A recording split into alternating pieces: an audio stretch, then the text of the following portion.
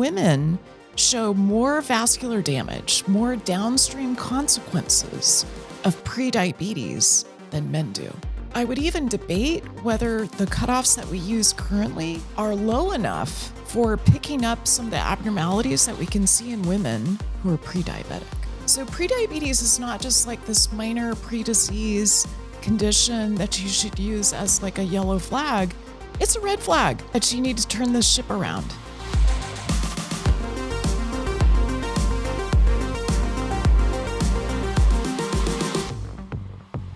Okay, Dr. Sara Gottfried, great to be with you. Hi, Jeff. So we started a series on the Commune podcast last summer, 2023, called Ask Dr. G. And by popular demand, here we are again. And this time it's actually with an additional wrinkle because we have solicited questions from your community, the Commune Community, etc. And we have now a highly populated Google sheet full of fascinating questions. And the biggest challenge is choosing which ones to answer. That's right. So if you don't get yours answered right away, hang in there. Stay hang with in it. there. Yes. Okay, so I'm excited. And this first question comes from Susanna with a Z. Just makes you want to break into song. Yes, and we might. Susanna. Yeah. Don't you cry for me. Okay, we won't quit our day jobs. So Susanna, and I need some aid from my blue blockers, says, I was diagnosed with moderate insulin resistance and prediabetes at the beginning of 2023. I managed to get my glucose levels into the quote-unquote safe, we'll talk about what that is, non-pre-diabetic zone, but it seems like the insulin is going to be a longer fight. Okay, so then the questions are, what are correct fasting insulin levels? I can't seem to find a consensus on that answer anywhere. And secondarily, what are your thoughts on the ketogenic diet for insulin resistance? So we'll start with, what is the optimal zone there for insulin levels? Well, you and I have talked before about the normal range when it comes to blood marker testing, biomarker testing, and then what I consider to be the optimal range. So for instance, if we start first with glucose and then start talking about insulin, we know with glucose that your fasting glucose should really be somewhere around 70 to 85 milligrams per deciliter. Now, the normal range that I was always taught is 70 to 99. Mm-hmm. Above that, 100 to 125 is the prediabetes range. 126 or higher is in the diabetes range. So I don't want to be in the normal range. I want to be in the optimal range.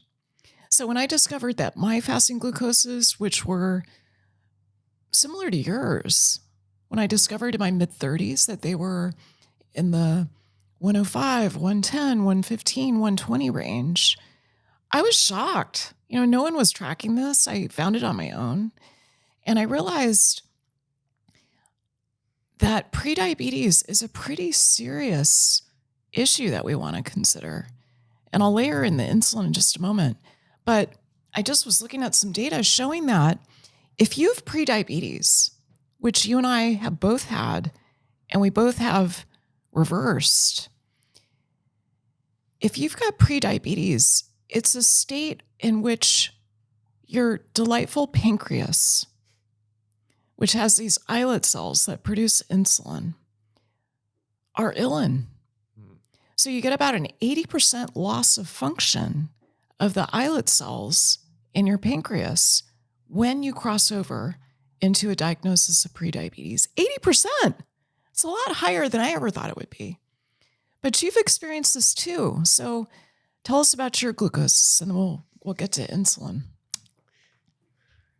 Yeah, so I had a lot of the symptoms of insulin resistance and high glucose without really knowing that I was pre-diabetic. And I'm probably not alone in that For regard. sure. I've read statistics that now in America, 50% of adults are either diabetic or pre-diabetic. And in that pre-diabetic cohort, about 90% of those people don't know that they're pre-diabetic. 90%. 90%. It's enormous. We have to change that 100%. starting today with this podcast. Yeah. And so I had all the most common, boring, prosaic symptoms: brain fog, chronic fatigue. I had these weird little brown tags starting to form. Skin tags under my arms. Yeah. I've seen them on the back of people's necks too. Sometimes those raised little brown bumps. Sometimes acanthosis nigricans, which is the discoloration, kind of the velvety color. Yeah, exactly. And so, wait, can we finish that list? Because I think this is really critical. Yeah. So did you also have carbohydrate cravings?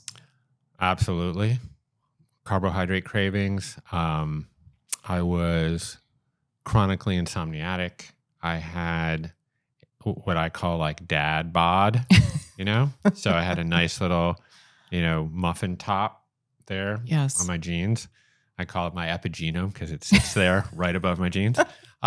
We might need a separate podcast just on the dad bod. The dad bod, right. Well, yeah, let's cubbyhole that. I had some other, I would say maybe female sexual secondary characteristics that we could talk about on another episode. And trying to think what other symptoms, but I guess I would say is that these symptoms were so common and so kind of boring and, not completely debilitating, but very I was just kind of limping through life, but it was so easy to just attribute it to well, I just kind of am a little off today, or I got a bad night's sleep, or, there's just so much stress at work and I'm overworked, all those things also being true. But I didn't really realize where I was until I put on a continuous glucose monitor. That's and that was like a bucket of ice water, non-deliberate in that case, over my head. I was running, fasting glucose levels of 125 milligrams per deciliter, and then postprandial spikes all the time north of 200. Yeah, so you were right on that precipice heading toward diabetes. Mm-hmm. So to make the diagnosis of diabetes, we're looking for a fasting glucose of 126 or higher. You can also look at it from the perspective of hemoglobin A1C. Mm-hmm. So normal hemoglobin A1C is 5.6% or less. Prediabetes is 5.7 to 6.4. Diabetes is 6.5% and higher. And really, I think a better way to diagnose it is to do a 2-hour glucose challenge test. And my preference always with a 2-hour glucose challenge test is to collect both glucose and insulin. So you mentioned some of the symptoms that I think are so common with prediabetes, with insulin resistance. And then there are these biomarker tests that we can do as well. So let's talk about insulin for a moment. And I just was asking you about your insulins. And what do you have to say about that, Jeff? Well, I'll be publicly embarrassed here that I don't actually really know. I do know my blood glucose levels now because I happily wear a continuous glucose monitor, and I have had the normal panels that are done by your primary care physician that do look at hemoglobin A1C. But I haven't gotten my insulin test, and I requested that from my doctor, who's cool, actually. She's a cool doctor. She's not like some old, white-haired dude, And she was kind of like, I don't know. I mean, your hemoglobin A1C is fine, and, you wear a continuous glucose monitor, so, I don't really think that that's a necessary test because it's generally, at least it's not included in her battery of labs. Yeah, so I appreciate her, and I totally disagree. Yeah. So what we know from epidemiologic studies is that glucose changes relatively late in the process of insulin resistance. So maybe we should define that just briefly. How would you define insulin resistance? Mm, well, insulin is a peptide hormone largely tasked with ushering glucose to the cells for the use of energy production. And over time, in the presence of a lot of glucose, your pancreas has to produce a lot of insulin. The beta cell. The beta cell, right? And in the body, I will say this as a general comment, the excess of any one molecule will create a resistance to itself. Yes. It's kind of a golden rule of physiology and homeostasis. I know that by analogy with tequila and coffee. But so your cells become insulin resistant, and without getting too technical, they shut the front door on glucose. Shut the front door. Yeah. Yeah, so beautifully described. I think of it as, your cells become numb to the insulin signal. I like to use the bouncer analogy at a club where you've got insulin kind of standing at the door of the club, letting people come in and come out, just like glucose. And if you've got a bouncer that is not working properly, you're going to have a lot of people in the street that are just not making it inside the club, inside the cell. So insulin resistance was something that I really struggled with in my 30s, maybe even dating back to my 20s, and I didn't know.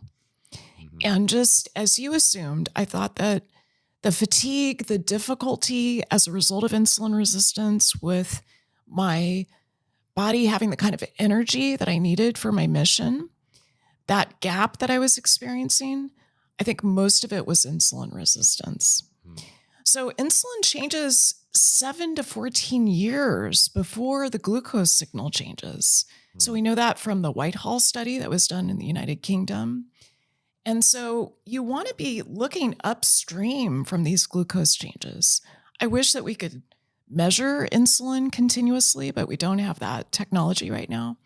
And so when it comes to insulin, when I was in my 30s and I had many of the symptoms that you're describing, fatigue, carb cravings, just feeling like I was pushing a rock up the hill to accomplish my daily activities, I went to the lab and found that my fasting glucose was 105, 110, and my fasting insulin was about 25 to 30. And I was surprised. So that was outside of even the conventional medicine so-called normal range, which is really 2 to 20. Right. Yeah, it's interesting because so much of medicine has been focused in relationship to diabetes, has been focused on type 2 diabetes. So the presence of lots of insulin, like hyperinsulinemia. Well, let me rewind there. Is that high glucose levels can appear in both type 1 and type 2 diabetics. Yes. But there is a huge difference in terms of the amount of the serum insulin between type 1 and type 2 diabetics. So we focused on the glucose, but the story is actually really the insulin, right? And so, like you say, it's just been, glucose is a relatively large molecule, as I understand it, C6H12O6 or something. And insulin is a very small little molecule. And so it seems to be more difficult to test for, but certainly there's plenty of testing that one could do for it. It's right? pretty easy to test. Yeah. But I was taught not to measure it when I went through my conventional training. So I'm not blaming conventional physicians, but I found that testing insulin is incredibly informative. Yeah. And so what I've learned is that the normal range is 2 to 20. The optimal range is really somewhere around 2, 3 to 6. Yeah, that's what I've heard. So that's the first answer to Susanna's question. And I appreciate that she's noticing, kind of this real life example that she's gotten her glucose better, but she's still struggling with her insulin. And my insulin now is kind of in the 4 to 6 range, which is where I really want it. So it is a longer term project to be working upstream, which is something we do in functional medicine, to be looking at, okay, what's the control hormone for glucose? What's the control system? insulin is part of the control system. And so we want to optimize that. So get in that 2 to 6 range.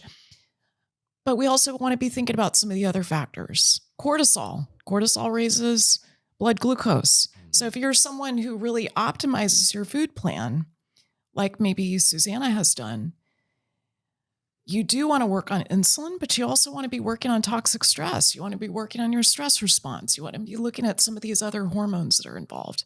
You especially, the continuous glucose monitor gets us to focus on nutrition, the food that we're getting, the dose of carbohydrates, kind of finding your carb limit, which can change over time, and also to really look at exercise, because that, I think I'm going to go full engineer on you here.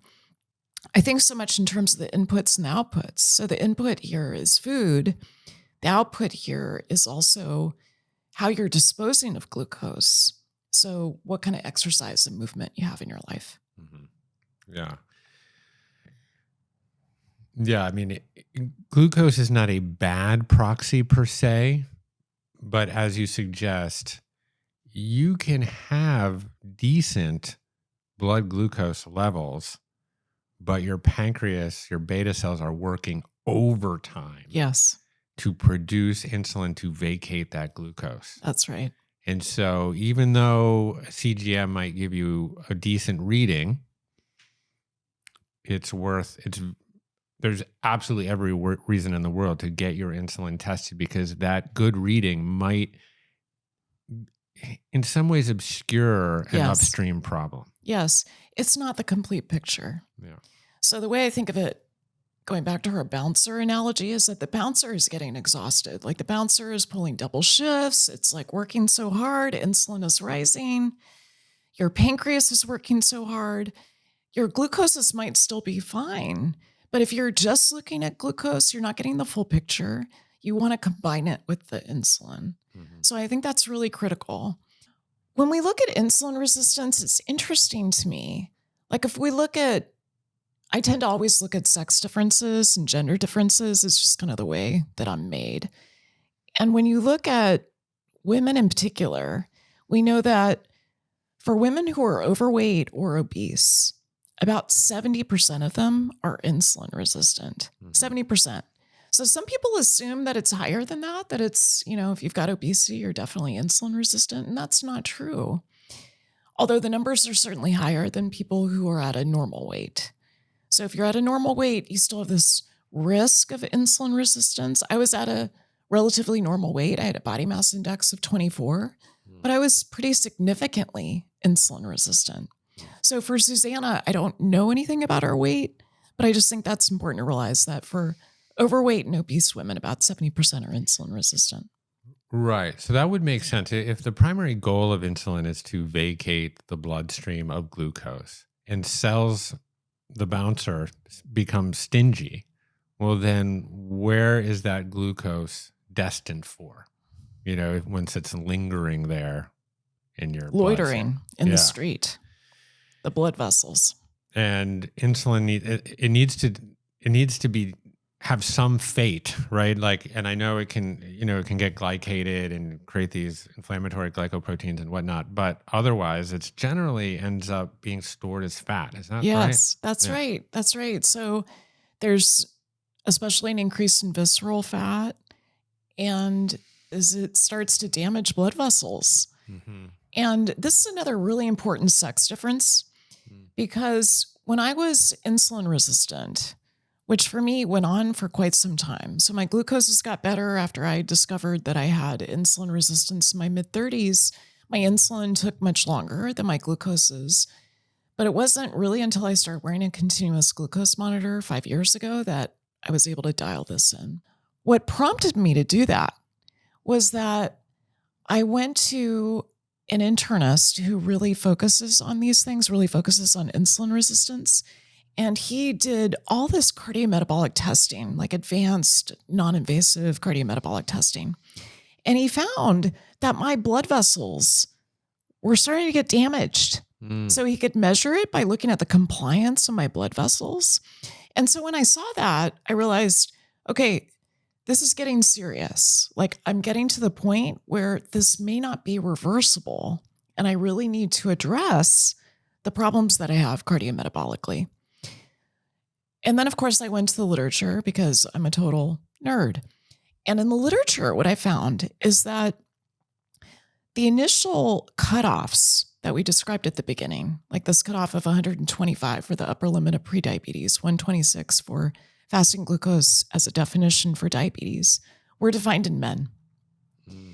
And when we look at sex differences, when we look at these biological differences between men and women, we know that women show more vascular damage, more downstream consequences of prediabetes than men do.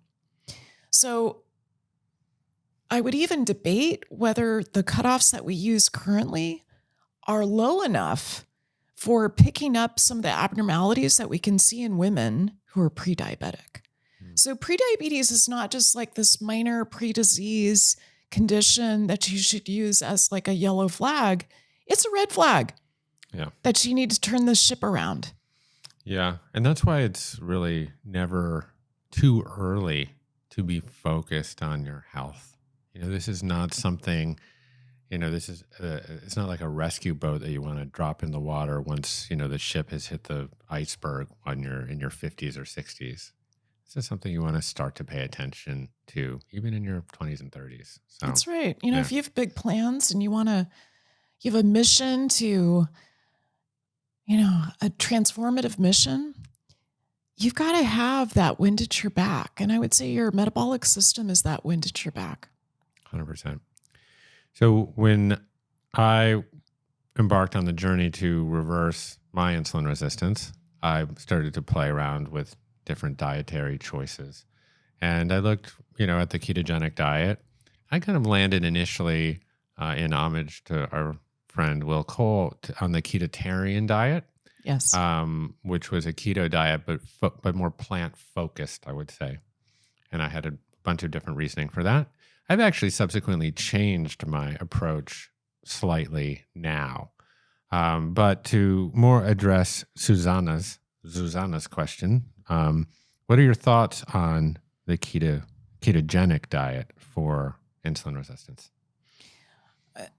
Short version is I'm a fan, but I think you have to do it in a way that really pays attention to how much inflammation you're creating. Because I would say there is no food plan that works across the board for everyone. So when it comes to insulin resistance as well, I don't think there's one food plan that really stands out as effective, one size fits all.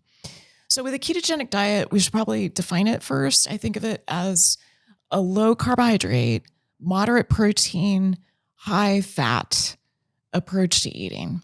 And so you dial in your macros to the point where you enter nutritional ketosis, and you're switching. If you think of your body as a hybrid car, you're switching from burning gas or carbohydrates to using electricity, which is the ketones that you produce when you're following a ketogenic diet correctly. So I'm a fan of the ketogenic diet, and in preparation for our time together, I did take a look at some of the systematic reviews and meta-analyses that have been done looking at the ketogenic diet for insulin resistance. Most of what's been published is looking at it for type 2 diabetics. So that's a more extreme version of insulin resistance, but we can still draw some conclusions. Mm-hmm. And with the literature that exists right now, there was a study published in 2020, maybe we can link to it in the show notes, that showed in type 2 diabetics, what you get overall with a ketogenic diet is pretty impressive results. You can see, let me see one of my notes.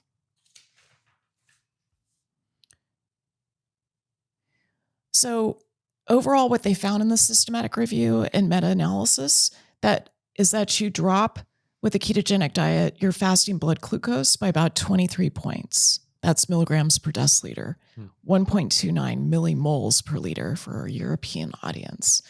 You also find in type 2 diabetics weight loss of about 19 pounds, loss of about 4 inches off of the waist, decrease in body mass index of about 3.13. And I think what's really interesting about it is that unlike caloric restriction, many people who try a ketogenic diet have greater satiety because ketones give you satiety. So in some ways, when we think about just the role of behavior change, that's what I really like about the ketogenic diet, with a few caveats.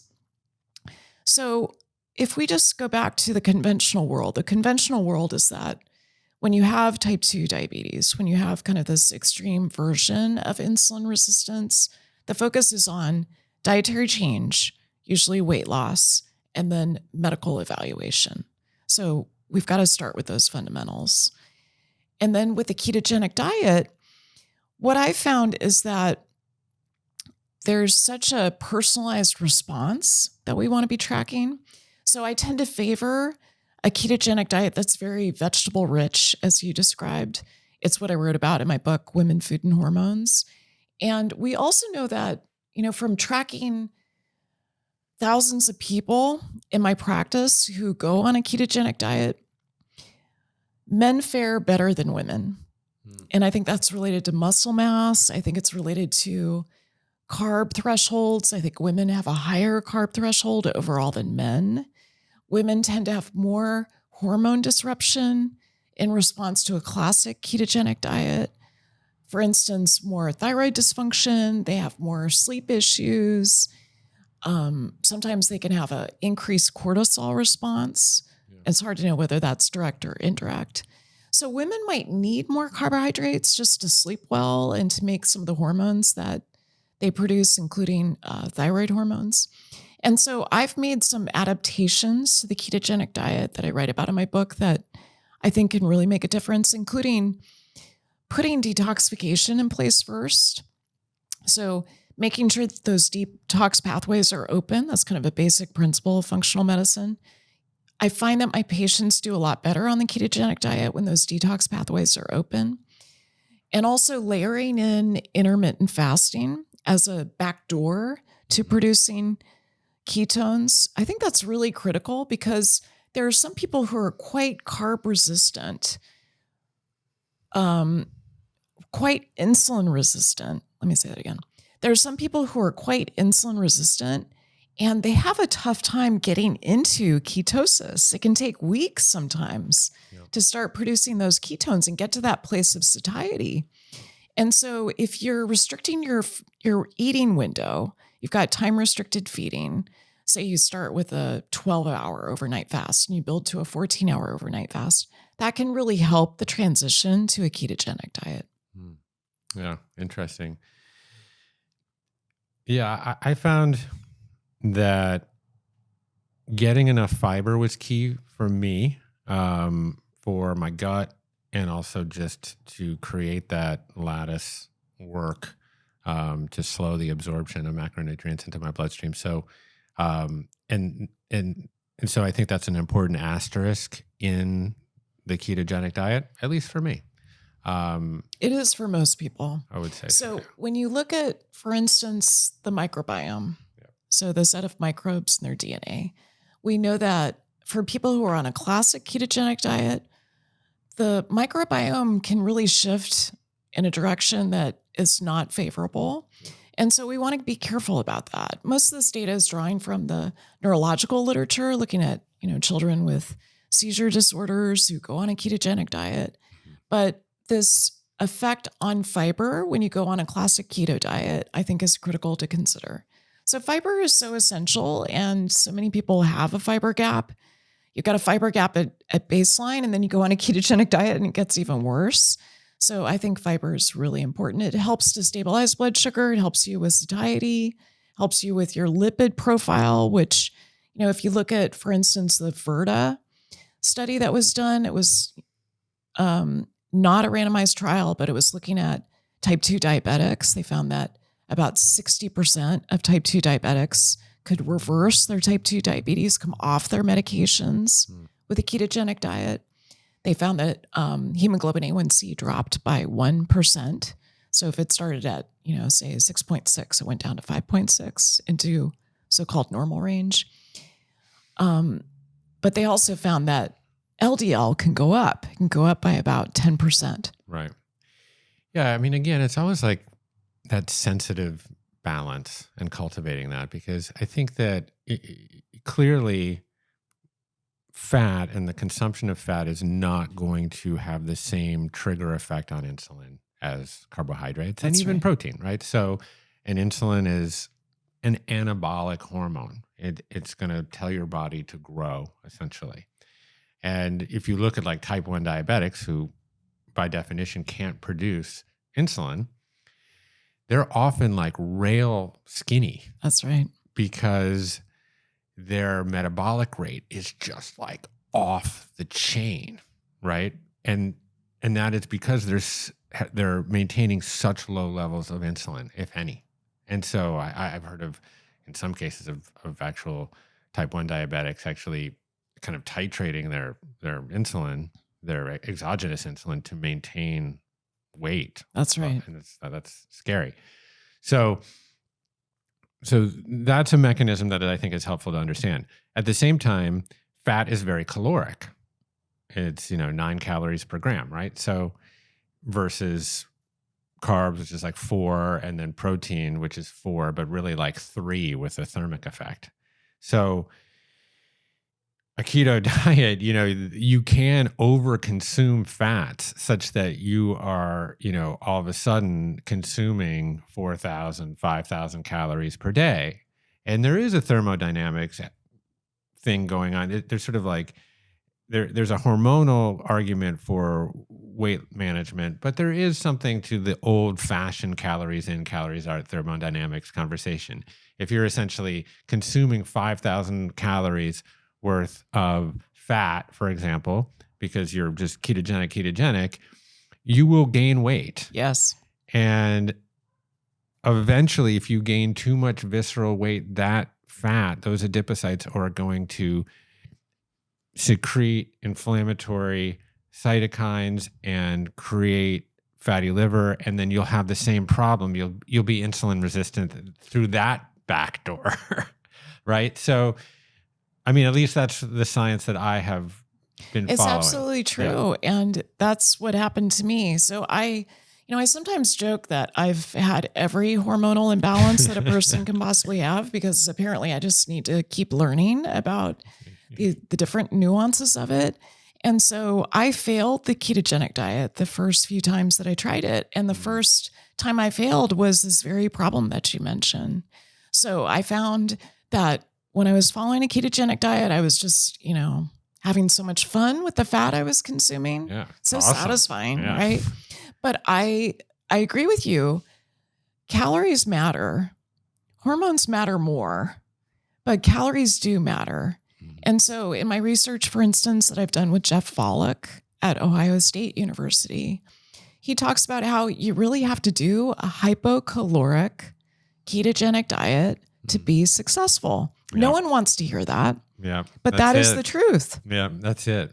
Well, I think that's where the intermittent fasting adjunct, like you said, sort of helps you backdoor into ketosis, because intermittent fasting doesn't always equal calorie restriction. Obviously, you can eat 10 pints of ice cream in a half an hour or whatever, or maybe in an hour or something like that.